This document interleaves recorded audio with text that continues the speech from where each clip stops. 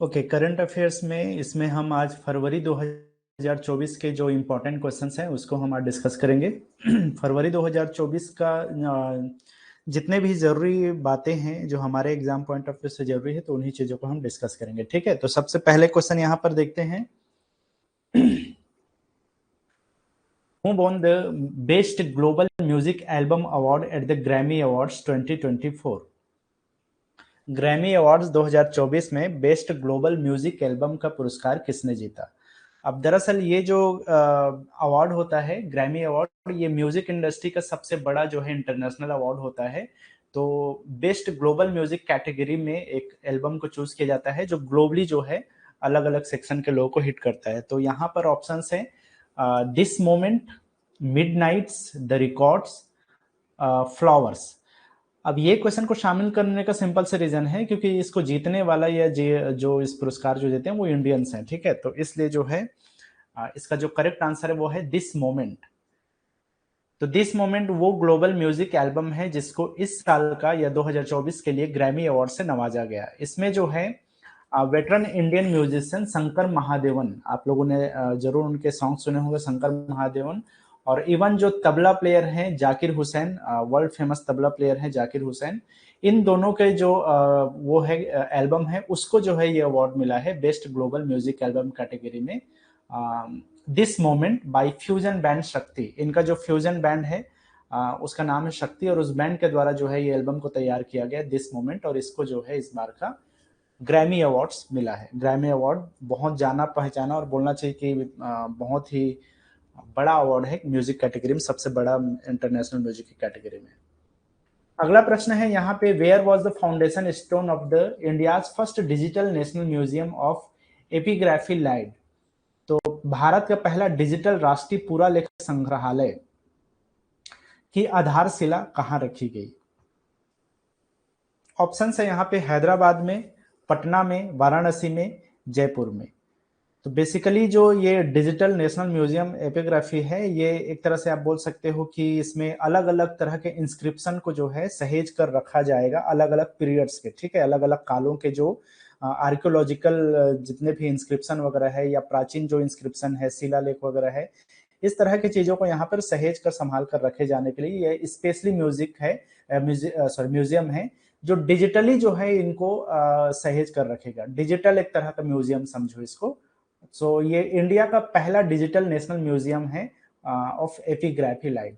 तो ये जो है ऑप्शन ए जो है अवेलेबल है हैदराबाद।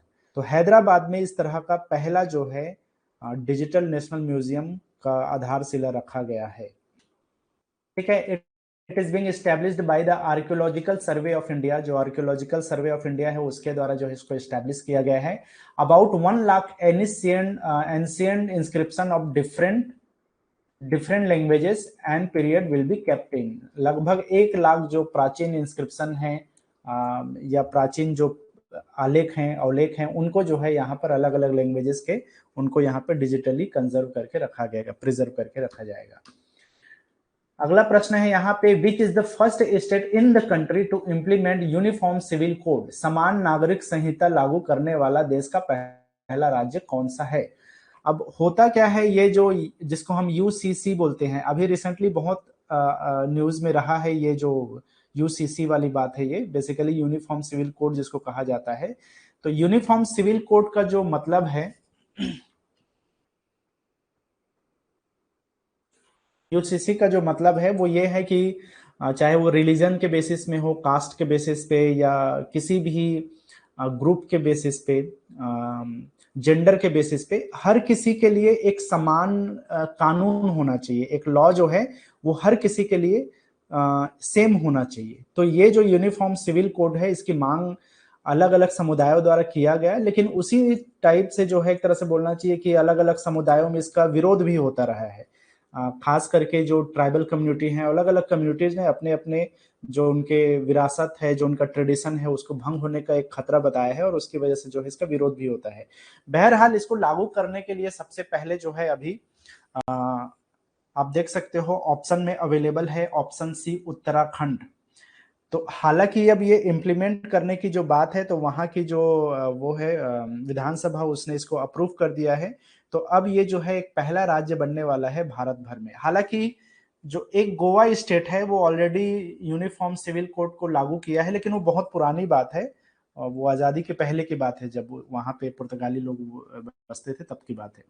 यहाँ पर बेसिकली आजादी के बाद की बात हो रही, तो आजादी के बाद पहला ऐसा स्टेट बन गया है उत्तराखंड जो यूसीसी को लागू करने वाला पहला राज्य है। तो ऑप्शन सी जो है इसका सही उत्तर है। ठीक है, अब ये 4 फरवरी 2024 को इसको मंत्रिमंडल ने अनुमति दी है, मंजूरी दे दी है। The goal of UCC is to standardized uniform laws for all citizens regardless of their religion। धर्म से ऊपर उठ करके हर एक इंसान के लिए, हर एक नागरिक के लिए समान कानून की ये एक तरह से संहिता लागू करता है यूसीसी। अब जैसे कि होता है ना, मतलब कि अलग अलग कम्युनिटी में अलग अलग, जैसे तलाक के अलग नियम है अलग अलग कम्युनिटीज में, ट्राइब्स में अलग नियम देखोगे, मुस्लिम्स में अलग, हिंदू कोड बिल में अलग देखोगे, बच्चा लेने का जो प्रथा है वो अलग है, विवाह का भी अलग अलग वो है कि कौन कितना शादी कर सकता है। तो इस तरह के अलग अलग कम्युनिटी में अलग अलग है। तो अब उसी चीज को एक तरह से स्टैंडर्ड बनाने के लिए हर समुदायों में सेम कानून होना चाहिए, इसी को एक तरह से बोलना चाहिए रियलिटी प्रदान करता है आपका यूसीसी या समान नागरिक संहिता, जिसको हम यूनिफॉर्म सिविल कोड बोलते हैं। चलो नेक्स्ट क्वेश्चन है यहाँ पे, who launched Vidyanjali scholarship programme recently. हाल ही में विद्यांजलि छात्रवृत्ति कार्यक्रम किसने लॉन्च की है? तो ऑप्शन यहाँ पे अवेलेबल है, एस जयशंकर, पीयूष गोयल, धर्मेंद्र प्रधान, स्मृति ईरानी। अब बेसिकली जो है ये एजुकेशन मिनिस्ट्री से रिलेटेड है, और जाहिर सी बात है कि इसको जो है लॉन्च करने वाले हैं, लॉन्च किया गया एजुकेशन मिनिस्टर के द्वारा। एजुकेशन मिनिस्टर कौन है अभी वर्तमान में? धर्मेंद्र प्रधान। तो ऑप्शन सी जो है इसका सही उत्तर है, धर्मेंद्र प्रधान के द्वारा विद्यांजलि छात्रवृत्ति कार्यक्रम जो है अभी लॉन्च किया गया है। तो एक तरह के ये उन विद्यार्थियों को हेल्प करेगा जिनके पास इनफ मनी नहीं है एजुकेशन के लिए, चाहे वो किसी भी तरीके से प्रॉब्लम हो, चाहे गरीबी रेखा में हो या जो भी रीजन हो, उसकी वजह से अगर उनको पढ़ने लिखने में या पढ़ाई से रिलेटेड कोई भी प्रॉब्लम है, आर्थिक रूप से सहायता करेगा ये विद्यांजलि जो कार्यक्रम है। इसके थ्रू जो है स्कॉलरशिप प्रदान किया जाएगा उन स्टूडेंट्स को। बेसिकली एक तरह से अभी जो नया राष्ट्रीय शिक्षा नीति आया है 2020, उसका एक मसौदा के रूप में ही जो है, या उसी का लाइन बोल सकते हैं इसको, जिसके तहत इसको लॉन्च किया गया है। So under this program help will be provided to those students who do not have enough money to get good education. Vidyanjali Scholarship Program is in line with the National Education Policy 2020, जिसको हम nap 20 बोलते हैं, national education policy 2020 के नाम से इसको जाना जाता है। तो इसमें अब बहुत सारे धीरे धीरे बदलाव करने की बातें कही गई है, और उसी में से एक है आपका ये विद्यांजलि स्कॉलरशिप प्रोग्राम। अगला प्रश्न है, doctor M S Swaminathan will be awarded Bharat Ratna, he was a famous person in which field. Doctor M S Swaminathan को भारत रत्न से सम्मानित किया जाएगा, वे किस क्षेत्र के प्रसिद्ध व्यक्ति थे? ऑप्शन है यहाँ पे, एग्रीकल्चर के फील्ड में, जर्नलिज्म में, एक्टिंग में, मेडिकल में। तो अब आपको लोग को पता ही होगा, न्यूज में ये बहुत ट्रेंड में रहा है कि इस बार पहली बार ऐसा हुआ है जब एक साथ अलग अलग फील्ड के 5 व्यक्तियों को या 5 पर्सनालिटीज को जो है भारत रत्न दिया जाएगा। ठीक है, इसके पहले ये नियम था कि मैक्सिमम 3 लोग को ही भारत रत्न एक साथ दिया जा सकता है, लेकिन इसके पहले 1998-1999 में उस टाइम में 4 लोग को दिया गया था, तो वो भी नियम को जो है चेंज करके दिया गया था। इस बार भी अब नियम को बदला गया है और एक साथ 5 लोग को जो है दिया गया। उसमें से एक है डॉक्टर एम एस स्वामीनाथन। तो वो किस फील्ड से हैं? तो बेसिकली जो है वो एग्रीकल्चर फील्ड से हैं, तो ऑप्शन ए जो है यहाँ पे अवेलेबल है। अब एग्रीकल्चर फील्ड से होने का मतलब ये है कि इनको रिलेट किया जाता है ग्रीन रेवोल्यूशन से, हरित क्रांति जिसको हम कहते हैं। तो भारत में जब हरित क्रांति हुआ था तो उसके जनक माने जाते हैं डॉक्टर एम एस स्वामीनाथन।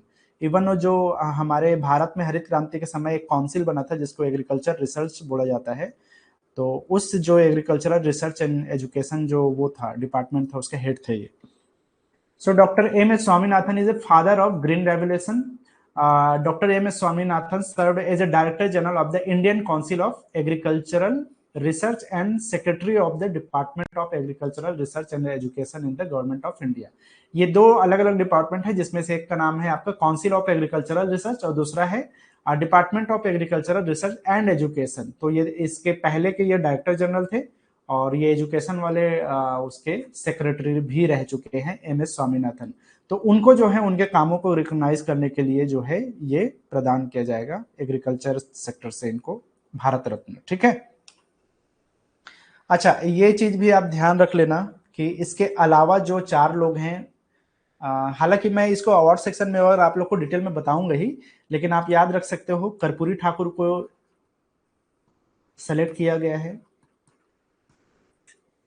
ठीक है, एक नाम तो हो गया डॉक्टर MS स्वामीनाथन, दूसरे हो गए कर्पूरी ठाकुर। बेसिकली कर्पूरी ठाकुर जो है मुख्यमंत्री रहे हैं बिहार के, है ना, तो उनको मरणोपरांत दिया जाएगा ये। और एक नाम और क्या था, एक तो लाल कृष्ण आडवाणी को दिया जाएगा, लाल कृष्ण आडवाणी जो कि भाजपा के वरिष्ठ नेता हैं। और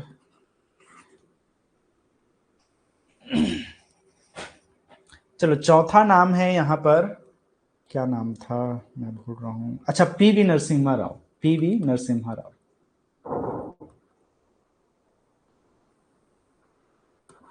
ठीक है, ये भी भूतपूर्व प्रधानमंत्री रहे हैं भारत के, तो इनको भी मरणोपरांत दिया जाएगा। बेसिकली इनके टाइम में जो है इंडस्ट्रियल सेक्टर में बहुत सारा अलग अलग काम हुआ था, जिसमें LPG रिफॉर्म का काम हुआ था, जिसमें अलग अलग कंपनीज को प्राइवेटाइजेशन और लिबरलाइजेशन के लिए इनको जाना जाता है। तो उस टाइम में जो है इनको आर्थिक सुधारों के लिए जाना जाता है, PV नरसिम्हा राव को, PV नरसिम्हा राव को। ठीक है, तो प्रधानमंत्री, भारत के पूर्व प्रधानमंत्री रहे हैं। इसके अलावा जो है एक और भारत के पूर्व प्रधानमंत्री रहे भारत के, उनको भी दिया जाएगा, चौधरी चरण सिंह।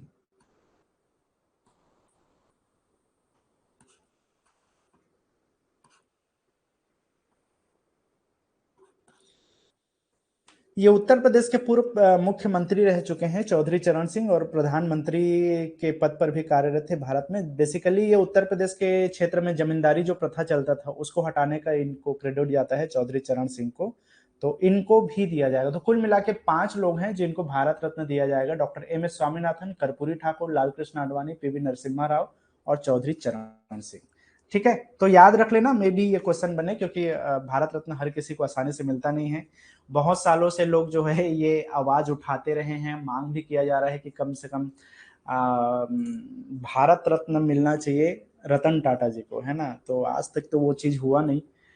तो खैर अभी भी जब ये अनाउंसमेंट हुआ तब भी बहुत सारे लोगों ने इस चीज को लेकर के विरोध भी जताया था कि उनका भी नाम होना चाहिए था, लेकिन ऐसा हुआ नहीं। बहरहाल नेक्स्ट चलते हैं यहाँ पे, who is the chairman of one nation one election committee. अब बात हो रही है आजकल, और ये मुद्दा भी है कि वन नेशन वन इलेक्शन होना चाहिए, पूरे देश में एक साथ इलेक्शन होना चाहिए। तो उसके लिए जो है एक कमेटी का गठन किया गया है, और इस कमेटी का जो गठन है उसके बाद में उसको अध्यक्ष किसको चुना गया है, वो है ऑप्शन यहाँ पे रामनाथ कोविंद को, जो हमारे भूतपूर्व राष्ट्रपति रहे। मोहम्मद हामिद अंसारी उपराष्ट्रपति रहे भूतपूर्व, डॉक्टर मनमोहन सिंह हमारे भारत के प्रधानमंत्री रह चुके हैं, और अमिताभ कांत। ठीक है, तो इनमें से किसको जो है इस कमेटी का वो चुना गया है चेयरमैन, ठीक है, या चेयरपर्सन बोल सकते हो। तो ऑप्शन ए जो है यहाँ पे देख सकते हो, रामनाथ कोविंद, जो भारत के हमारे राष्ट्रपति रह चुके हैं, भूतपूर्व राष्ट्रपति, उनको चुना गया है। अभी सितंबर 2023 में इस कमेटी का गठन किया गया, और इसके बाद में ये कमेटी ये बताएगी कि क्या चांसेस है, क्या हो सकता है, किन क्षेत्रों में इस तरह से इस चीज को जो है एक तरह से इनैक्ट किया जा सकता है वन नेशन वन इलेक्शन को लेकर के। ठीक है, so in September 2023 the central government formed this committee under the leadership of former president of India Ramnath Kovind. Next question is, which country won the title of ICC Under 19 World Cup 2024? ICC Under 19 विश्व cup 2024 का खिताब किस देश ने जीता? अब ये मैं स्पोर्ट्स सेक्शन में भी इस क्वेश्चन को बताया था कि अभी जो है रिसेंटली विश्व कप हुआ अंडर 19 का, तो अंडर 19 जो है विश्व कप को ऑस्ट्रेलिया ने जीता भारत को हरा करके। तो ऑप्शन सी जो है इसका सही उत्तर है।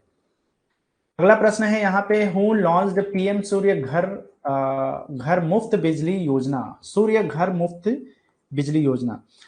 अब बेसिकली जो है ये मुफ्त बिजली देने वाली एक योजना है जिसको पीएम सूर्य घर मुफ्त बिजली योजना का नाम दिया गया है। और इसको लॉन्च किसने किया, ये क्वेश्चन है। तो ऑप्शन है यहाँ पे द्रौपदी मुर्मू जो हमारे महामहिम राष्ट्रपति हैं, प्रधानमंत्री नरेंद्र मोदी के द्वारा, राजनाथ सिंह के द्वारा, फिर एस जयशंकर के द्वारा। मेरे ख्याल से जो भी लॉन्चिंग वाला कुछ भी क्वेश्चन आएगा ना, तो आप तुक्का भी मार सकते हो, प्रधानमंत्री नरेंद्र मोदी ही आजकल लॉन्च करते हैं हर चीज को।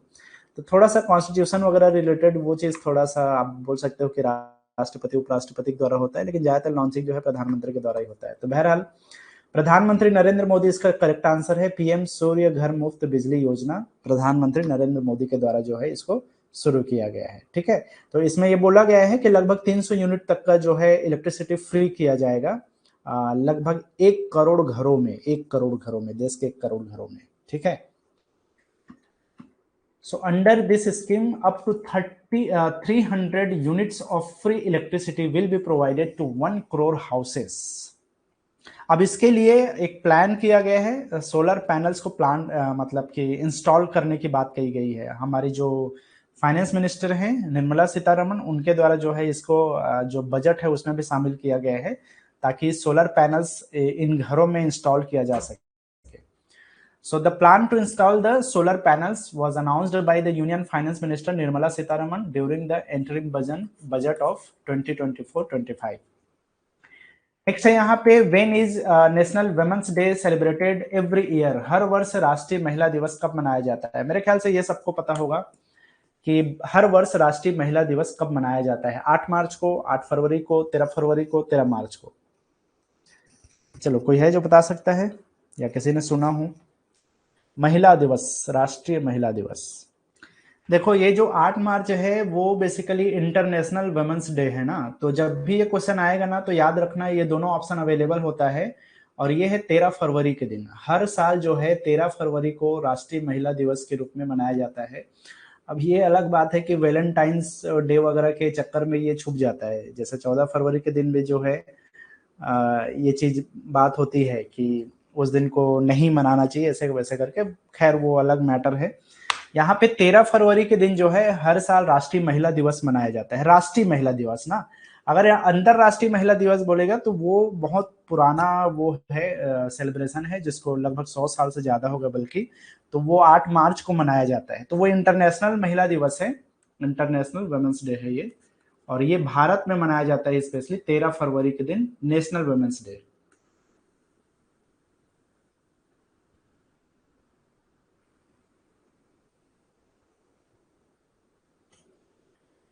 This day is celebrated to commemorate the birth anniversary of Sarojini Naidu. खास तौर पे इसको याद रखना है, ये जन्म दिवस होता है सरोजनी नायडू को, जिसको हम नाइटिंगेल ऑफ इंडिया कहा जाता है ना, नाइटिंगेल ऑफ इंडिया। तो उनको जो है, उनके बर्थ एनिवर्सरी को जो है इस दिन को महिला दिवस के रूप में सेलिब्रेट किया जाता है। Sarojini Naidu is known as the nightingale of the India. ठीक है, तो ये दो बातें आपको जीके वाले सेक्शन में भी याद रख सकते हो। राष्ट्रीय महिला दिवस डेडिकेटेड है सरोजनी नायडू के बर्थ एनिवर्सरी को, और उनको नाइटिंगेल ऑफ इंडिया भी कहा जाता है, भारत कोकिला जिनको कहा जाता है। ठीक है, नेक्स्ट है, who has been nominated for the 58th Jnanpith award. 98वें ज्ञानपीठ पुरस्कारों के लिए किसे नामांकित किया गया है। अब देखो, मैंने कहा था कि आप लोग को अवार्ड्स वाला एक सेक्शन अलग से आप लोग को यहाँ पे पढ़ाऊंगा, तो उसमें ये चीज रिपीट भी होने वाला है। तो फिलहाल तो वहां पे जान लो कि 2 लोग को इस साल जो है वो किया गया है, ज्ञानपीठ अवार्ड के लिए नॉमिनेटेड किया गया है, जिसमें से फर्स्ट नाम है यहाँ पे गुलजार, ऑप्शन ए में देख सकते हो, और जो दूसरा नाम है वो है जगत गुरु रामभद्राचार्य। तो इन दोनों को जो है इस बार ज्ञानपीठ पुरस्कार के लिए जो है नॉमिनेट किया गया है। तो ऑप्शन डी जो है इसका करेक्ट आंसर है, both A and B, Gulzar and Jagat Guru Rambhadracharya. तो गुलजार का नाम तो आप लोगों ने जरूर सुना होगा, फिल्म इंडस्ट्री में उनका बड़ा नाम है, उनके हिंदी सिनेमा में कंट्रीब्यूशन को लेकर के ये उनको ज्ञानपीठ पुरस्कार दिया जाएगा, नॉमिनेटेड है अभी फिलहाल तो। और इनको जो है जगत गुरु रामभद्राचार्य को उनके जो बोलना चाहिए कि वो तुलसी पीठ एक बनाए हैं चित्रकूट में, तो उसके लिए जो है उसके फाउंडर है वो, ठीक है, उनके लिए है। तो ये दोनों जो है इस बार नॉमिनेटेड हैं ज्ञानपीठ पुरस्कार के लिए। मैं अवार्ड सेक्शन में इसके बारे में और डिटेल में आप लोग को पढ़ाऊंगा। The Gyanpith selection committee has nominated famous Urdu poet Gulzar and Sanskrit scholar Jagat Guru Ram Bhadracharya for 58th Gyanpith Award.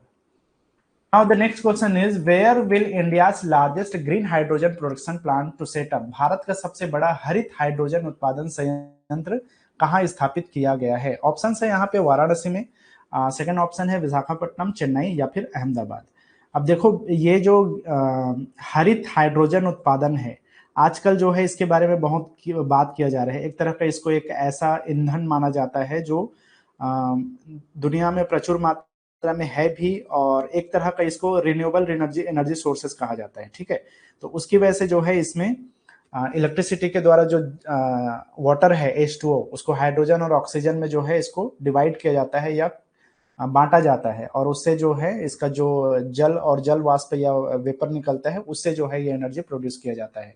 तो इसलिए इसको एक तरह से आप बोल सकते हो कि ग्रीन एनर्जी बोला जाता है, इसको हरित ऊर्जा बोला जाता है। तो ऐसा इसका प्रोडक्शन के लिए प्लांट, जो भारत का सबसे बड़ा प्लांट है, वो सेटअप किया जा रहा है विशाखापट्टनम में। तो ऑप्शन बी जो है इसका करेक्ट आंसर है, विशाखापट्टनम। ठीक है, तो under this the target is to produce 1200 tons of green hydrogen every day. हर दिन जो है 1200 टन जो है प्रोडक्ट प्रोड्यूस करने की इसमें टारगेट रखा गया है, इस प्लांट के थ्रू, विशाखापट्टनम में जो प्लांट लगेगा उसके थ्रू। नेक्स्ट है यहाँ पे, which is the longest cable stayed bridge in India? Bharat में सबसे लंबा केबल आधारित पुल कौन सा है? तो रिसेंटली इसका भी उद्घाटन किया गया, और इसमें से कौन सा नाम जो है इस पुल को दिया गया है? अटल सेतु। अटल सेतु के बारे में तो हम लोगों ने लास्ट क्लास में पढ़ा भी था। और सेकंड है यहाँ पे सुदर्शन सेतु, हावड़ा सेतु या फिर पाम्बन सेतु। ठीक है, पम्बन नाम है ना, पाम्बन जो भी है। तो कौन सा नाम दिया गया है इसको, भारत का सबसे लंबा केबल आधारित पुल को? अभी प्रधानमंत्री नरेंद्र मोदी ने इसका भी उद्घाटन किया और इसका नाम रखा गया है ऑप्शन बी, आप देख सकते हो, सुदर्शन पुल या सुदर्शन सेतु। ठीक है, ये भारत का सबसे लॉन्गेस्ट केबल है। बेसिकली ये गुजरात में जो दो अलग अलग वो है उसको जोड़ने का काम करता है, क्षेत्रों को, जो कि अरब ओशियन में बना हुआ है, अरबियन सी में। ठीक है, so option B correct answer है, Sudarshan Setu. This bridge is 2.32 kilometre long which connect Okha and Beyt Dwarka. जो द्वारका में जो ओखा और बेट है, उन दो बंदरगाहों को रोकने मतलब जोड़ने का काम करता है ये। ठीक है, कहाँ बना है? तो अरेबियन सी में। It is the longest cable stayed bridge in India, जिसकी लंबाई कितनी है? 2.32 किलोमीटर की लंबाई है। आप देख सकते हो कुछ ऐसा ये दिखता है, और ये अरेबियन सी में बना हुआ है, ये केबल स्टेड ब्रिज है, केबल आधारित पुल है, और जिसका नाम रखा गया है Sudarshan Setu. When is national science day celebrated every year? हर वर्ष राष्ट्रीय विज्ञान दिवस कब मनाया जाता है? यह भारत में मनाया जाने वाला दिवस है जिसको हम राष्ट्रीय विज्ञान दिवस कहते हैं। ऑप्शन है यहाँ पे 26 फरवरी, 27 फरवरी, 28 फरवरी, 29 फरवरी। देखो इस क्वेश्चन को पूछने का चांसेस तो बहुत कम है, लेकिन हाँ ये किससे रिलेट करता है वो चीज आपको जानना जरूरी है, इसलिए मैंने इस क्वेश्चन को इंक्लूड किया है। बेसिकली राष्ट्रीय विज्ञान दिवस डेडिकेटेड है, आप लोगों ने नाम जरूर सुना होगा रमन इफेक्ट के बारे में, तो जो सीवी रमन है उनको डेडिकेट किया गया है।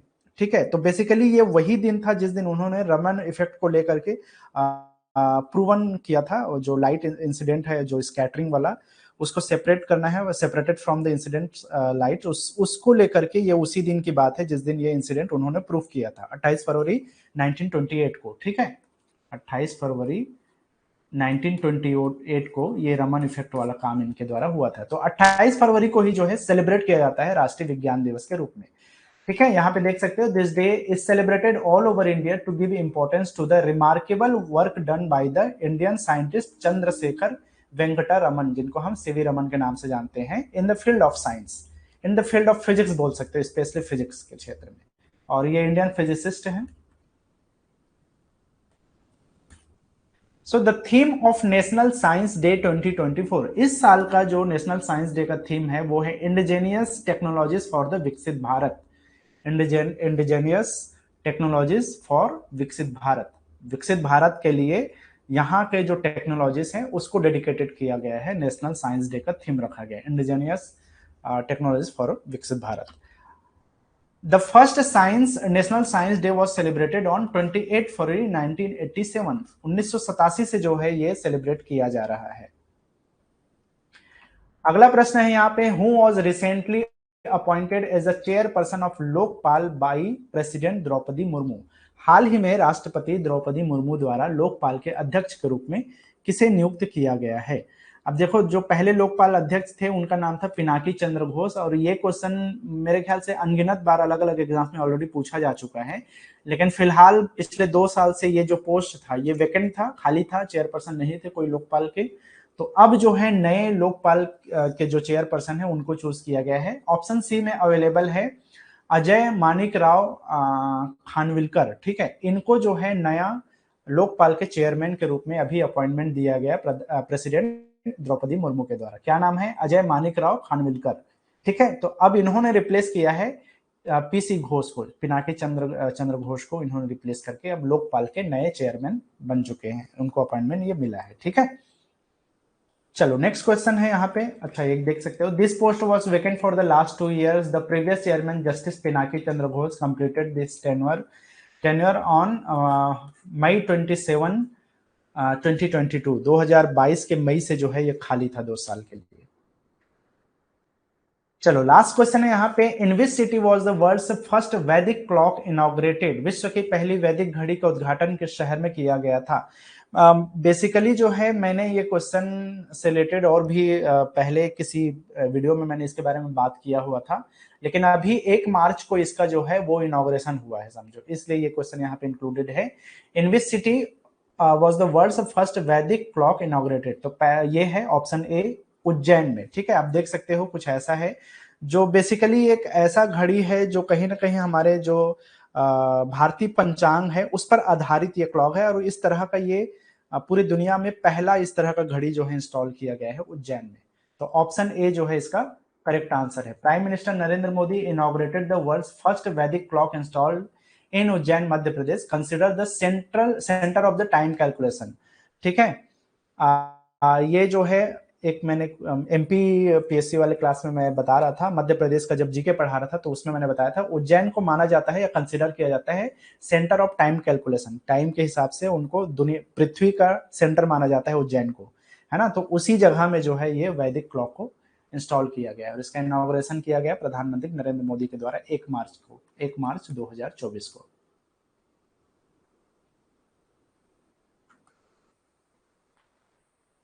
ठीक है, तो ये फरवरी में ज्यादा कुछ नहीं था, जितना इंपॉर्टेंट था मैंने यहाँ पे जो मोस्ट इंपॉर्टेंट क्वेश्चन थे उसी को मैंने यहाँ पे सेलेक्ट करके रखा हुआ है। कल एक और क्लास होगा जिसमें हम मार्च के जितना भी अभी तक हुआ है वो कम करेंगे, तो हमारा पूरा ये कंप्लीट हो जाएगा करंट अफेयर्स के जो भी इंपॉर्टेंट क्वेश्चन है। उसके बाद में मैं परसों से जो है आप लोग को अवार्ड्स वाला जो बचा हुआ सेक्शन है उसको, अवार्ड्स को जो स्पेशल सेक्शन है उसको मैं कवर अप करूंगा, ठीक है। और उसके बाद में कुछ और पॉइंट, जैसे पॉलिटिक्स में अभी अलग अलग जगह में जो इलेक्शन हुआ है उसको लेकर के, और अभी जो इलेक्शन होने वाला है उसको लेकर के कुछ इंपॉर्टेंट चीजें हैं वो मैं डिस्कस करने वाला हूँ। पिछले 1 साल में जो भी इंपॉर्टेंट इवेंट्स हुए हैं, जो भी इंपॉर्टेंट इंसिडेंट्स हुए हैं उसको लेकर के मैं एक क्लास करवाने वाला हूँ। तो ऐसे कुछ स्पेशल क्लासेस होंगे करंट अफेयर से रिलेटेड। फिर उसके बाद में हम लोग जीके स्टार्ट करने वाले हैं, जीके प्रैक्टिस क्लासेस, तो वो मैं अपडेट कर दूंगा कब से स्टार्ट होगा। तो फिलहाल तो कल भर और होगा, जो मार्च का करंट अफेयर्स है वो हम कवर अप करेंगे, ठीक है। फिर उसके बाद में हर सैटरडे संडे को जब तक एग्जाम नहीं होता मैं आप लोग को मंथली जो भी करंट अफेयर्स रहेगा उसको मैं कवर अप कराते चलूंगा, ठीक है। तो बहरहाल अभी के लिए इतना ही और हम कल के क्लास में मिलते हैं।